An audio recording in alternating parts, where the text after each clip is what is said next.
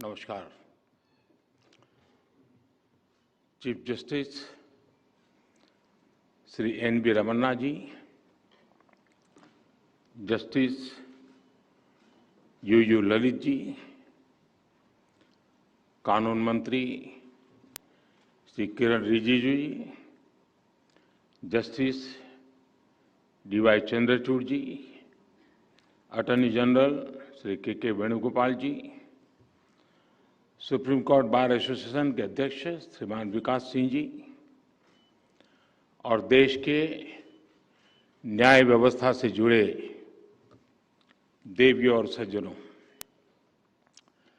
आज सुबह मैं विधायिका और कार्यपालिका के साथियों के साथ था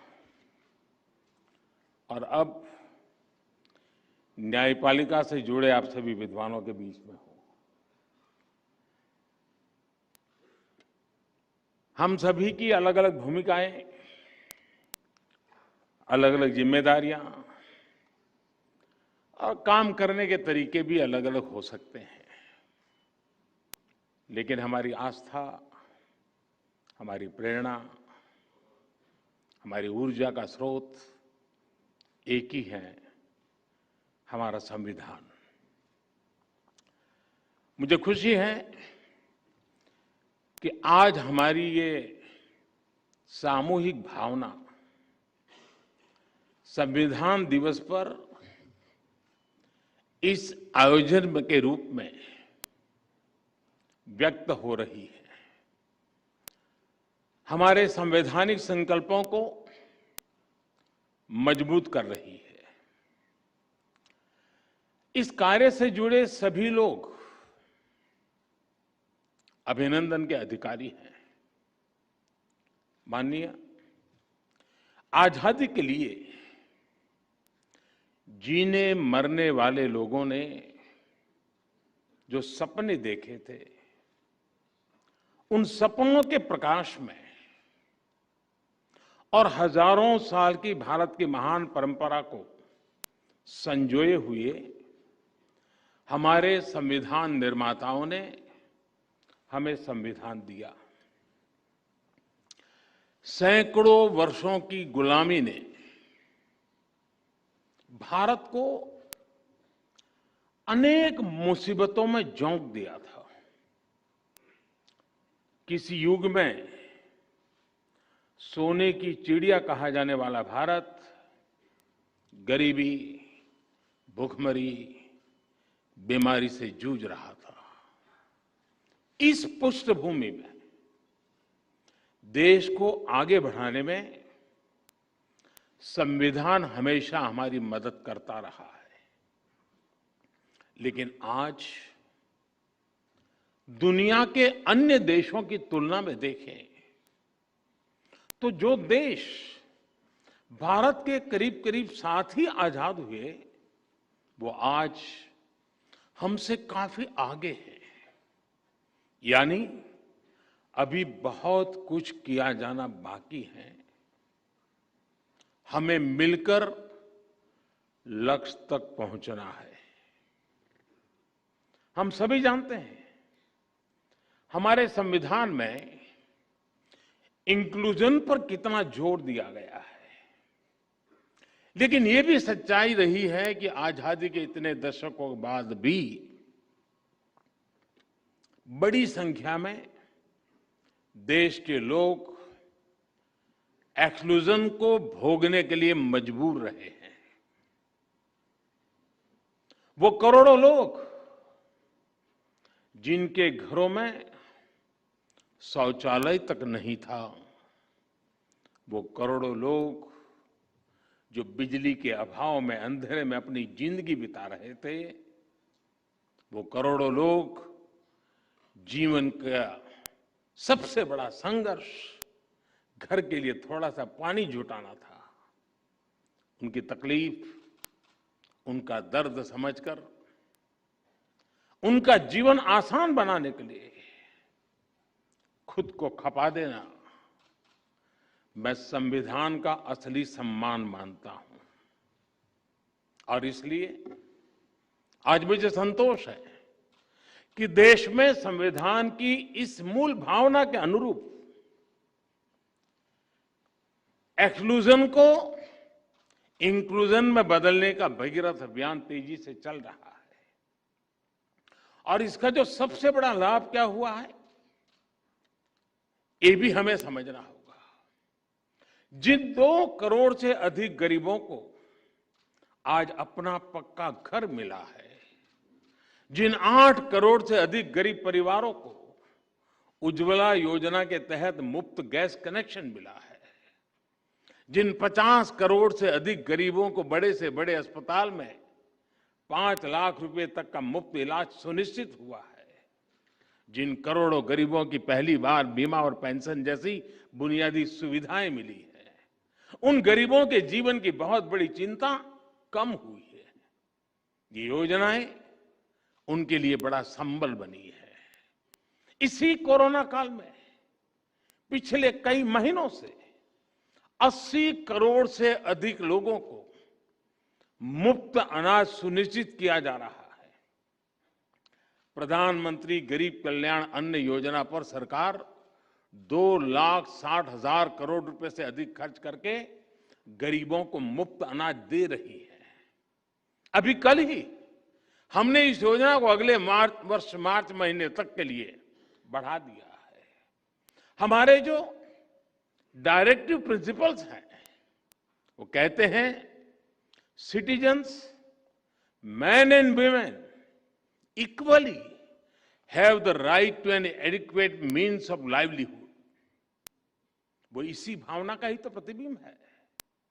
आप सभी ये मानेंगे कि जब देश का सामान्य मानवी, देश का गरीब विकास की मुख्य धारा से जुड़ता है, जब उसे इक्वलिटी और इक्वल अपॉर्चुनिटी मिलती है, तो उसकी दुनिया पूरी तरह बदल जाती है। जब रेहड़ी, ठेले, पटरी वाले भी बैंक क्रेडिट की व्यवस्था से जुड़ता है, तो उसको राष्ट्र निर्माण में भागीदारी का एहसास होता है। जब दिव्यांगों को उनको ध्यान में रखते हुए पब्लिक प्लेसेस, पब्लिक ट्रांसपोर्ट और दूसरी सुविधाओं का निर्माण होता है, जब उन्हें आजादी के 70 साल बाद पहली बार कॉमन साइन लैंग्वेज मिलती है, तो उनमें आत्मविश्वास जगता है। जब ट्रांसजेंडर को कानूनी संरक्षण मिलता है, ट्रांसजेंडर को पद्म पुरस्कार मिलते हैं, तो उनकी भी समाज पर, संविधान पर आस्था और मजबूत होती है। जब 3 तलाक जैसी कुरीति के विरुद्ध कड़ा कानून बनता है, तो उन बहन बेटियों का संविधान पर भरोसा और सशक्त होता है, जो हर तरह से नाउम्मीद हो चुकी थी। महानुभाव, सबका साथ, सबका विकास, सबका विश्वास, सबका प्रयास, ये संविधान की भावना का सबसे सशक्त प्रकटीकरण है। संविधान के लिए समर्पित सरकार विकास में भेद नहीं करती, और ये हमने करके दिखाया है। आज गरीब से गरीब को भी क्वालिटी इंफ्रास्ट्रक्चर तक वही एक्सेस मिल रहा है जो कभी साधन संपन्न लोगों तक सीमित था। आज लद्दाख, अंडमान और निकोबार, नॉर्थ ईस्ट के विकास, इन सभी क्षेत्रों पर देश का उतना ही फोकस है जितना दिल्ली और मुंबई जैसे मेट्रो शहरों पर है। लेकिन इन सब के बीच मैं एक और बात की तरफ आपका ध्यान दिलाऊंगा। आपने भी जरूर अनुभव किया होगा कि जब सरकार किसी एक वर्ग के लिए, किसी एक छोटे से टुकड़े के लिए कुछ करती है, तो बड़ी उदारवादी कहलाती है। उसकी बड़ी प्रशंसा होती है कि उनके लिए कुछ किया। लेकिन मैं हैरान हूं, कभी कभी हम देखते हैं कोई सरकार एक आध राज्य के लिए कुछ कर ले, कुछ राज्य की भलाई का कोई काम कर दे तो भी वाहवाही हो जाती है। लेकिन जब सरकार सबके लिए करती है, हर नागरिक के लिए करती है, हर राज्य के लिए करती है, तो उसे उतना महत्व नहीं दिया जाता जिसका कभी कभी तो उसका जिक्र तक नहीं होता है। सरकार की योजनाओं से कैसे हर वर्ग का, हर राज्य का समान रूप से भला हो रहा है, इस पर उतना ध्यान नहीं दिया जाता है। पिछले 7 वर्षों में हमने बिना भेदभाव के, बिना पक्षपात के विकास के हर व्यक्ति, हर वर्ग और देश के हर कोने तक पहुंचाने का प्रयास किया है। इस साल 15 अगस्त को मैंने गरीब कल्याण से जुड़ी योजनाओं के सैचुरेशन की बात कही और इसके लिए हम मिशन मोड पर जुटे भी हैं। सर्वजन हिताय, सर्वजन सुखाय, इस मंत्र को लेकर के कार्य करने का हमारा प्रयास है। आज इससे देश की तस्वीर कैसे बदली है, ये हमें हाल के national family health survey report में भी दिखाई देता है। इस रिपोर्ट के बहुत से तथ्य इस बात को सिद्ध करते हैं कि जब नेक नियत के साथ काम किया जाए, सही दिशा में आगे बढ़ा जाए और सारी शक्ति जुटाकर लक्ष्य को प्राप्त करने का प्रयास किया जाए तो सुखद परिणाम अवश्य आते हैं। जेंडर इक्वलिटी की बात करें तो पुरुषों की तुलना में बेटियों की संख्या बढ़ रही है। गर्भवती महिलाओं को अस्पताल में डिलीवरी की ज्यादा अवसर उपलब्ध हो रहे हैं। इस वजह से माता मृत्यु दर, शिशु मृत्यु दर पर कम हो रही है। और भी बहुत सारे इंडिकेटर ऐसे हैं जिस पर हम एक देश के रूप में बहुत अच्छा कर रहे हैं। इन सभी इंडिकेटर्स में हर परसेंटेज पॉइंट की बढ़ोतरी सिर्फ एक आंकड़ा भर नहीं है, ये करोड़ों भारतीयों को मिल रहे उनके हक का प्रमाण है। ये बहुत आवश्यक है कि जन कल्याण से जुड़ी योजनाओं का पूरा लाभ लोगों को मिले, इंफ्रास्ट्रक्चर से जुड़ी परियोजनाओं समय पर पूरी हो। किसी भी कारण से हुई अनावश्यक देरी नागरिक को उसके हक से वंचित रखती है। मैं गुजरात का रहने वाला हूं तो मैं सरदार सरोवर डैम का उदाहरण देना चाहता हूं। सरदार वल्लभ भाई पटेल ने मां नर्मदा पर इस तरह के डैम का सपना देखा था। पंडित नेहरू ने इसका शिलान्यास किया था, लेकिन ये परियोजना दशकों तक अपप्रचार में फंसी रही, पर्यावरण के नाम पर चले आंदोलन में फंसी रही, न्यायालय तक इसमें निर्णय लेने में हिचकिचाते रहे। वर्ल्ड बैंक ने भी इसके लिए पैसे देने से मना कर दिया था। लेकिन उसी नर्मदा के पानी से कच्छ में जो विकास हुआ, विकास का कार्य हुआ, आज हिंदुस्तान के तेज गति से आगे बढ़ रहे डिस्ट्रिक्ट में कच्छ जिला है। कच्छ को इस एक प्रकार के रेगिस्तान जैसा इलाका, तेज गति से विकसित होने वाले क्षेत्रों में उसकी जगह बन गई। कभी रेगिस्तान के रूप में जाने जाने वाला कच्छ, पलायन के लिए पहचान जाने वाला कच्छ, आज एग्रो एक्सपोर्ट की वजह से अपनी पहचान बना रहा है। इससे बड़ा ग्रीन अवार्ड और क्या हो सकता है? माननीय भारत के लिए और विश्व के अनेक देशों के लिए, हमारी अनेक पीढ़ियों के लिए उपनिवेशवाद, कॉलोनियलिज्म, उपनिवेशवाद की बेड़ियों में जकड़े हुए जीना एक मजबूरी थी। भारत की आजादी के समय से पूरे विश्व में एक पोस्ट कॉलोनियल कालखंड की शुरुआत हुई। अनेकों देश आजाद हुए। आज पूरे विश्व में कोई भी ऐसा देश नहीं है जो प्रकट रूप से किसी अन्य देश के उपनिवेश के रूप में एग्जिस्ट करता है। लेकिन इसका मतलब यह नहीं है कि उपनिवेशवादी मानसिकता, कॉलोनियल माइंडसेट समाप्त हो गया है। हम देख रहे हैं कि हम मानसिकता अनेक विकृतियों को जन्म दे रही है। इसका सबसे स्पष्ट उदाहरण हमें विकासशील देशों की विकास यात्राओं में आ रही बाधाओं में दिखाई देता है।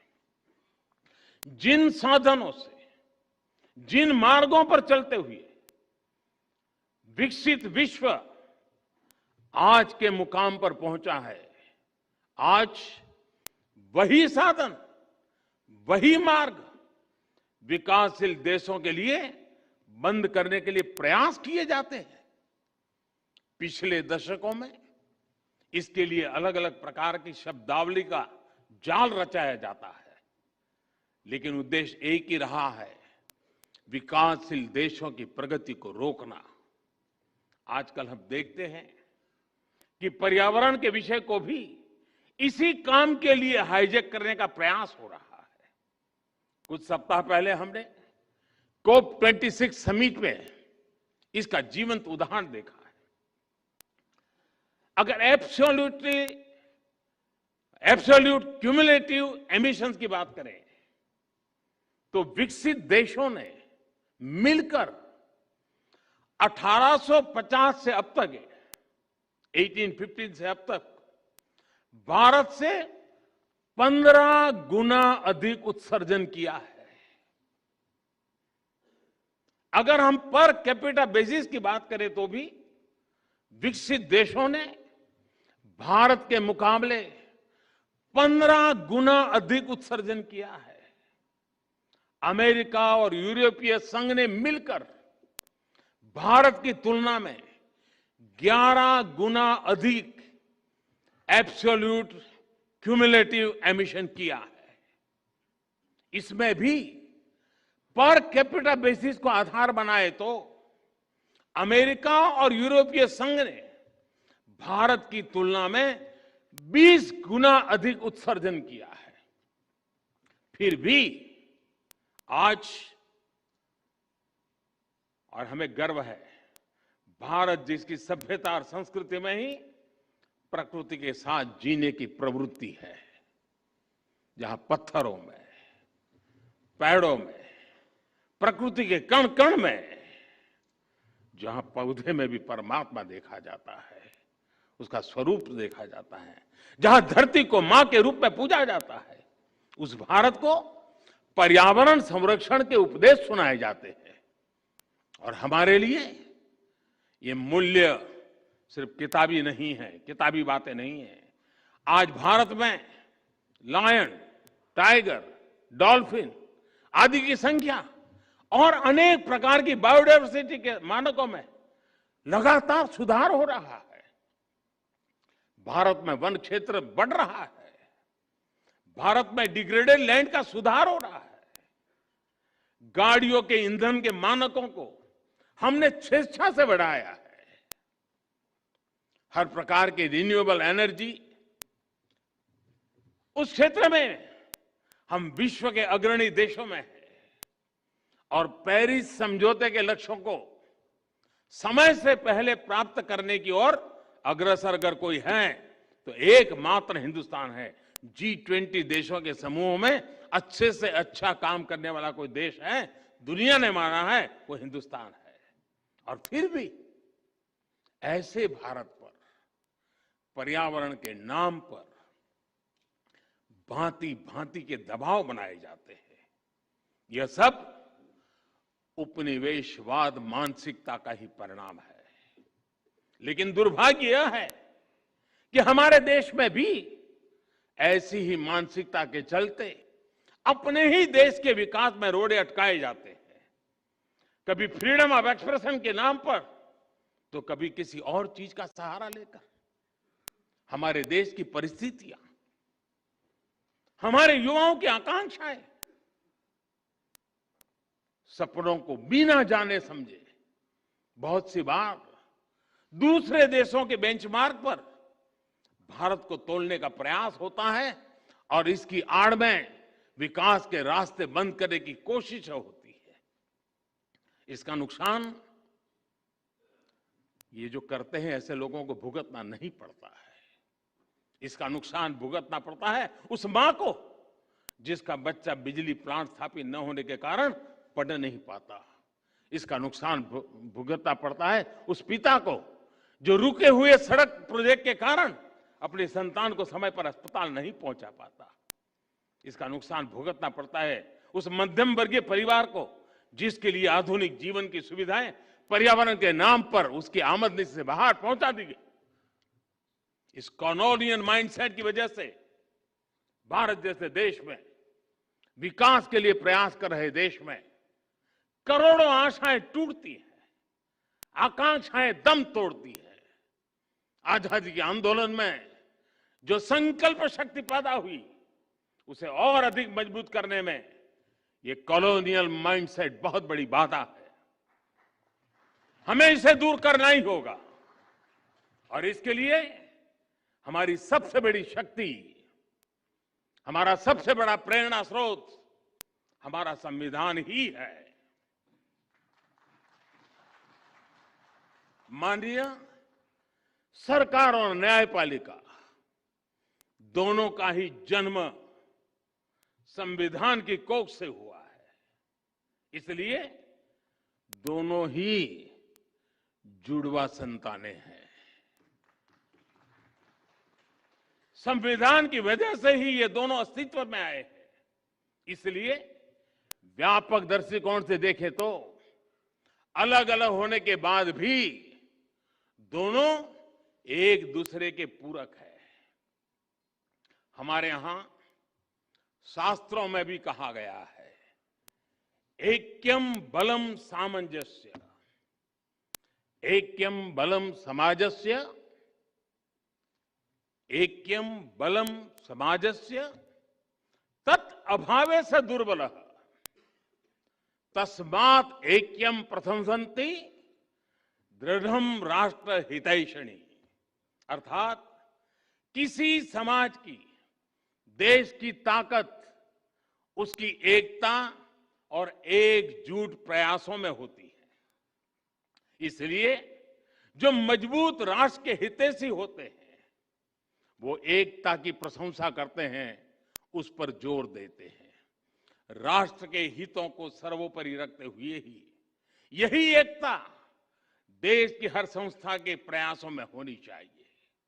आज जब देश अमृत काल में अपने लिए असाधारण लक्ष्य तय कर रहा है, दशकों पुरानी समस्याओं के समाधान तलाश कर नए भविष्य के लिए संकल्प ले रहा है, तो ये सिद्धि सबके साथ से ही पूरी होगी। इसलिए देश ने आने वाले 25 सालों के लिए, जब देश आजादी की शताब्दी मनाता होगा, और इसलिए सबका प्रयास, इसका देश ने आह्वान किया है। निश्चित तौर पर इस आह्वान में एक बड़ी भूमिका जुडिशरी की भी है। महोदय, हमारी चर्चा में बिना भूले हुए एक बात लगातार सुनने को आती है, बार बार उसे दोहराया जाता है, separation of power. Separation of power की बात न्यायपालिका हो, कार्यपालिका हो या फिर विधायिका, अपने आप में बहुत महत्वपूर्ण रही है। इसके साथ ही आजादी के इस अमृत काल में भारत की आजादी के 100 वर्ष पूरे होने तक ये जो अमृत काल है, ये अमृत कालखंड में संविधान की भावना के अनुरूप कलेक्टिव रिजॉल्व दिखाने की आवश्यकता है। आज देश के सामान्य मानवी के पास जो कुछ है वो उससे ज्यादा का हकदार है। जब हम देश की आजादी की शताब्दी मनाएंगे, उस समय का भारत कैसा होगा, इसके लिए हमें आज ही काम करना है। इसलिए देश की उसकी आकांक्षाओं को पूरा करने के लिए कलेक्टिव रिस्पॉन्सिबिलिटी के साथ चलना बहुत जरूरी है। सेपरेशन ऑफ पावर के मजबूत अधिष्ठान पर हमें कलेक्टिव रिस्पॉन्सिबिलिटी का मार्ग निर्धारित करना है, रोड मैप बनाना है, लक्ष्य तय करने हैं और मंजिल तक देश को पहुंचाना है। माननीय, कोरोना काल ने जस्टिस डिलीवरी में टेक्नोलॉजी के इस्तेमाल को लेकर नया भरोसा पैदा किया है। डिजिटल इंडिया के मेगा मिशन में न्यायपालिका की सहभागिता है। 18,000 से ज्यादा कोर्ट्स का कंप्यूटराइज होना, 98% कोर्ट कॉम्प्लेक्स का वाइड एरिया नेटवर्क से जुड़ जाना, रियल टाइम में जुडिशियल डेटा ट्रांसमिशन के लिए नेशनल जुडिशियल डेटा ग्रिड का फंक्शनल होना, ई कोर्ट प्लेटफॉर्म का लाखों लोगों तक पहुंचना, ये बताता है कि आज टेक्नोलॉजी हमारे जस्टिस सिस्टम की कितनी बड़ी ताकत बन चुकी है। और आने वाले समय में हम एक एडवांस जुडिशरी को काम करते हुए देखेंगे। समय परिवर्तनीय है, दुनिया बदलती रहती है, लेकिन ये बदलाव मानवता के लिए इवोल्यूशन का जरिया बने हैं। ऐसा इसलिए क्योंकि मानवता ने इन बदलावों को स्वीकार किया और साथ ही मानवीय मूल्यों को शाश्वत बनाए रखा।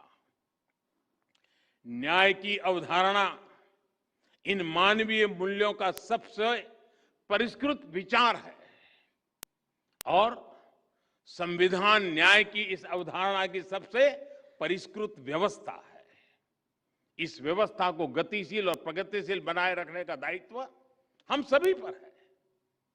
अपनी इन भूमिकाओं का निर्वाह हम सब पूरी निष्ठा से करेंगे और आजादी के 100 साल से